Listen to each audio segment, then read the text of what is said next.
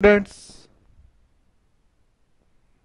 welcome back. Welcome to the chapter 4 part 1. हम chapter 3 complete कर चुके हैं और उसका टेस्ट भी हो चुका है। ठीक है, आज हम पढ़ेंगे part 1 of chapter 4, that is heat and its effect. तो आपको नोट्स हमने एक दिन पहले ही दे दिए थे। आज हम इसमें हीट और उसके इफेक्ट के बारे में पढ़ेंगे। हीट क्या होती है, ठीक है। इस चैप्टर का आपको लिखना है चैप्टर 4 एंड उसका नाम हो जाएगा आपका हीट एंड इट्स इफेक्ट। चलिए देखते हैं क्या लेकर आता है ये चैप्टर। यहाँ पर आपको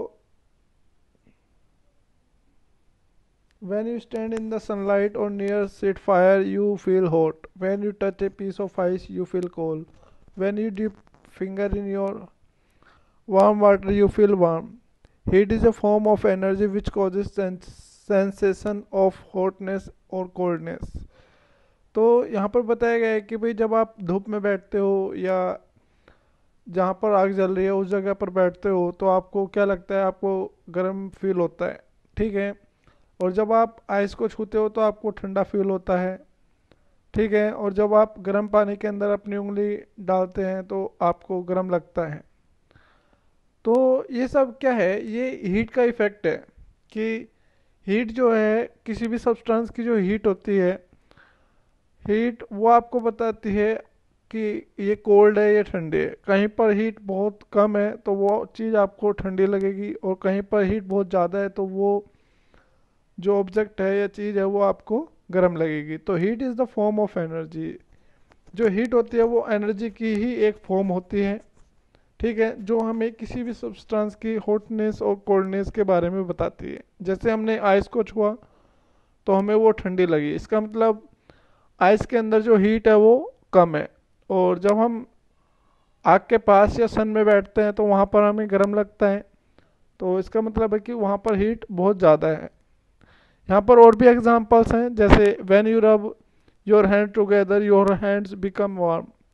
जब आप हाथ अपने हाथों को मलते हैं, जैसे सर्दियों में ठंड लगती है तो वो उनको मसलने लग जाते हैं हाथों को एक दूसरे के ऊपर पाल्म, तो क्या होता है, आपके हाथ जो होते हैं वो गर्म हो जाते हैं। हाउ डज इट हैपन, ऐसा कैसे होता है? It happen because the mechanical energy get converted into heat energy. ऐसा इसलिए होता है क्योंकि जो मैकेनिकल एनर्जी होती है, मैकेनिकल एनर्जी होता है कि मूवमेंट, जब आप मैकेनिकली उसको वर्क कर रहे हैं, ठीक है, वर्क भी is a form of energy. तो क्या होता है, जब आप अपने हाथों को रगड़ते हैं तो वहाँ पर मैकेनिकल एनर्जी किस में बदल जाती है, हीट एनर्जी में बदल जाती है, इसलिए आपको गर्म फील होता है, ठीक है। Many other forms of energy can also be converted into heat energy. जैसे व्हेन फ्यूल इज बर्न, जब हम कोई भी फ्यूल, मतलब जैसे लकड़ी हुआ, लकड़ी है, डीजल है, पेट्रोल है, एलपीजी है, इनको सबको जलाते हैं तो वहाँ पर क्या होता है, हीट रिलीज होती है, ठीक है। तो वहाँ पर जब कोई भी फ्यूल जो है वो बर्न करता है तो वहाँ पर क्या होती है, केमिकल रिएक्शन होती है। तो केमिकल रिएक्शन जो हीट निकलती है, एनर्जी निकलती है, उसको बोलते हैं केमिकल एनर्जी। तो केमिकल एनर्जी यहाँ पर किस में बदल गई, हीट एनर्जी में, ठीक है।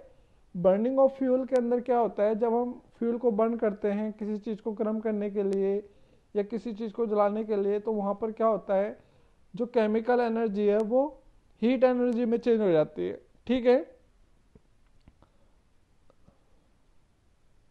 Heat can also be converted into other forms. यहाँ पर आप देख सकते हैं, जैसे कोल जब जलता है तो वहाँ पर स्टीम निकलती है, हीट स्टीम इंजन है। और जो थर्मल पावर प्लांट्स होते हैं उसमें भी हीट का यूज़ होता है। जैसे थर्मल पावर प्लांट जो होते हैं उनमें भी क्या होता है, जो हीट है उसको पावर प्लांट को चलाने के लिए यूज़ की जाती है। थर्मल पावर प्लांट में क्या होता है, हीट से इलेक्ट्रिसिटी बनाई जाती है, ठीक है।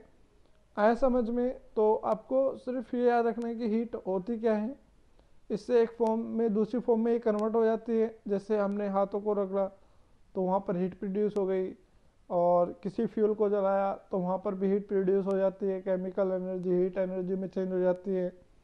ठीक है, तो now we will talk about the effects of heat. When you heat a object many changes take place. जब हम किसी भी सामान को गर्म करते हैं, मतलब किसी भी चीज़ को गर्म करते हैं, चाहे वो कुछ भी चीज़ रही हो, तो क्या होता है वहाँ पर बहुत सारे चेंजेस हो जाते हैं। तो to understand this let us do a simple activity. Take a vessel and put a few pieces of raw vegetable into it. Fill the vessel up to the brim with the water and close it tightly with the lid. Heat the vessel till water starts boiling vigorously. What do you observe? तो क्या करते हैं हम, कोई भी एक बर्तन लेते हैं, उसमें कच्ची सब्जी डाल देते हैं, फिर उसको उसके अंदर पानी भर लेते हैं ऊपर तक।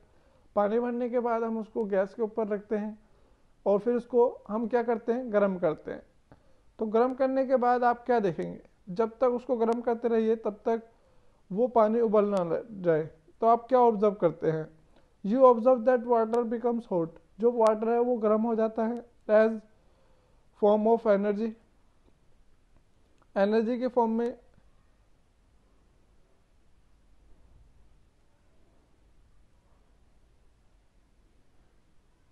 ओके, ठीक है।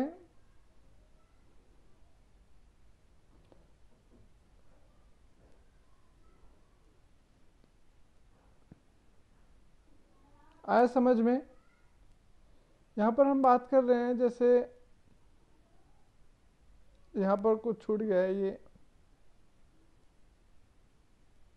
यहाँ पर जो एक्टिविटी हम कर रहे थे उसको अभी थोड़ा बाद में करेंगे। पहले हम यहाँ पर देख लेते हैं कि जो एनर्जी होती है, heat must be able to perform work, जैसे कुकिंग फूड, बहुत सारे काम होते हैं जो हीट की वजह से हो जाते हैं। आयरनिंग योर क्लॉथ्स, पानी को गर्म करना। हीट की जो एनर्जी होती है, बहुत सारे हीट की यूनिट्स जो होती हैं वो दो हैं मेनली, तो जूल एंड कैलोरी। तो जो एसआई यूनिट होती है इंटरनेशनल सिस्टम के अकॉर्डिंग, जो हीट की यूनिट होती है वो होती है जूल। ठीक है, ये आपको याद रखना है कि हीट या एनर्जी की जो एसआई यूनिट होती है वो जूल होती है, और इसकी अदर यूनिट कैलोरी भी होती है।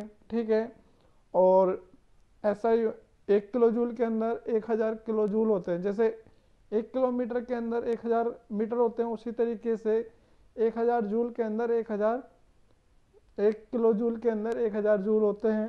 ठीक है, और 1 किलो कैलोरी के अंदर 1000 कैलोरी होंगे, और 1 calorie is equal to 4.184 joule.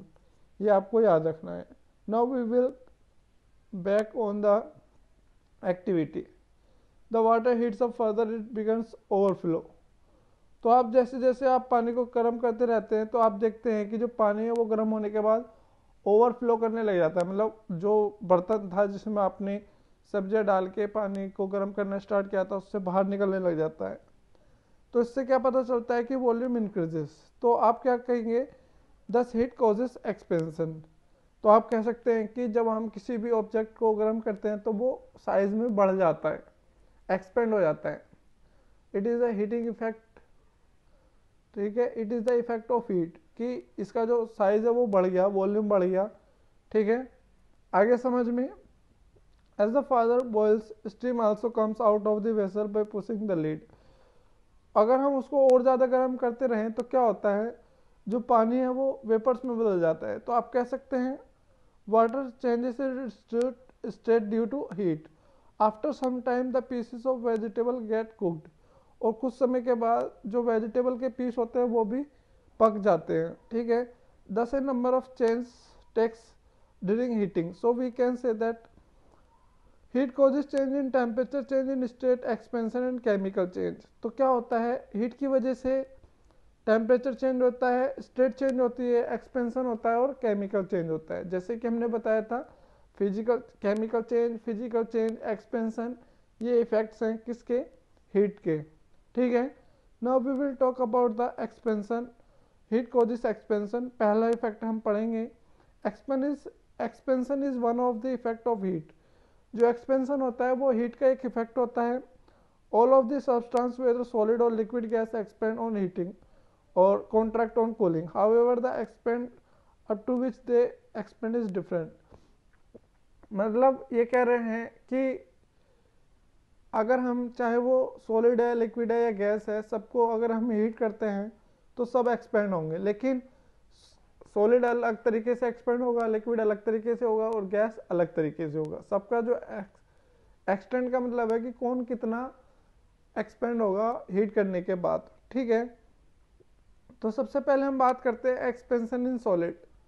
ठीक है, तो एक्सपेंशन इन सॉलिड क्या होता है? The molecules in solid are packed close to each other.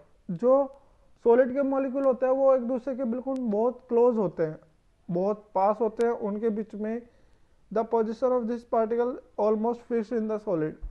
तो पोजीशन जो होती है सॉलिड के अंदर पार्टिकल्स की वो क्या होती है? फिक्स होती है। ठीक है, और the space between the molecule, जिसको हम इंटरमोलिकुलर स्पेस भी बोलते हैं, it is the minimum in solids, in fact almost negligible. आप कह सकते हैं कि ना के बराबर उनके बीच में स्पेस होता है। ठीक है, दस the force of attraction between the molecule is very strong. इस वजह से जो सॉलिड के मॉलिक्यूल्स होते हैं उनके बीच में जो फोर्स ऑफ अट्रैक्शन होता है, मॉलिक्यूल के बीच में जो फोर्स लगता है वो बहुत ज़्यादा होता है। ठीक है, बहुत स्ट्रॉन्ग होता है। This molecule vibrate only upon about their mean positions. जो जब हम उनको हीट करते हैं तो वो अपनी पोजीशन के अराउंड ही क्या करते हैं? वाइब्रेट करने लग जाते हैं। ठीक है, when you heat A solid the moment of this particle molecule increases, the increases the average distance between the molecules, thus the space occupied by the molecule increase, that is volume of solid increases.